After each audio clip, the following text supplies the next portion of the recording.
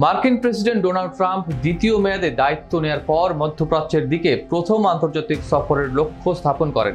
Saudi আরব, কাতার ও সংযুক্ত আরব আমিরাত, এই তিন উপসাগরীয় শক্তিধর দেশ সফরের মধ্য দিয়ে তিনি যে বার্তা দিতে চেয়েছিলেন সেটি ছিল একদিকে যুক্তরাষ্ট্রের অর্থনৈতিক ও কৌশলগত অংশীদারিত্ব জোরদার, আবার অন্যদিকে ছিল স্পষ্ট ব্যক্তি স্বার্থের ছায়া।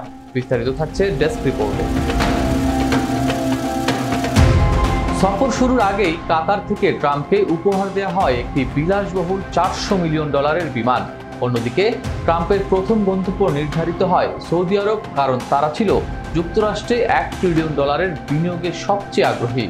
এই সফরের প্রতিটি পরতে পরতে ছিল চমকপ্রদ চুক্তি, ব্যতিক্রমী আর্থিক প্রতিশ্রুতি এবং ট্রাম্প পরিবারের সাথে উপসাগরীয় দেশগুলোর ঘনিষ্ঠ সম্পর্কের প্রমাণ।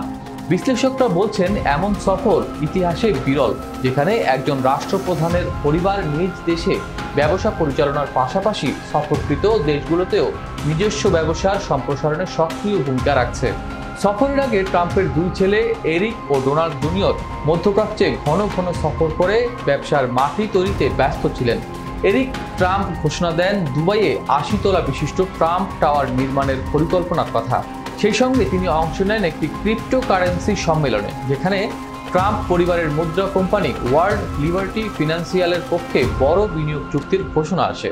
দোহায় ট্রাম্প অর্গানাইজেশন নতুন একটি গলফ রিসোর্ট প্রকল্পে কাতার সরকারের মালিকানাধীন কোম্পানির সঙ্গে চুক্তিবদ্ধ হয়। এছাড়া সৌদি আরবের রিয়াদ ও জেদ্দায় দার গ্লোবাল এর সঙ্গে যৌথ উদ্যোগে ট্রাম্প ব্র্যান্ডের রিয়েল এস্টেট প্রকল্প শুরু হয়। এমনকি ওমানে নির্মিতব্য বিলাসবহুল গলফ রিসোর্ট এবং হোটেলেও যুক্ত রয়েছে ট্রাম্প কোম্পানি। সৌদি সরকার সমর্থিত লিভ গলফ ট্রাম্পের মালিকানাধীন রিসোর্টে একাধিক প্রতিযোগিতা আয়োজন করে, যা শুধু ট্রাম্প পরিবারের আয়ের উৎসই নয়, বরং উপসাগরীয় আর্থিক কেন্দ্রগুলোর সঙ্গে তার সম্পর্কের গভীরতাও তুলে ধরে।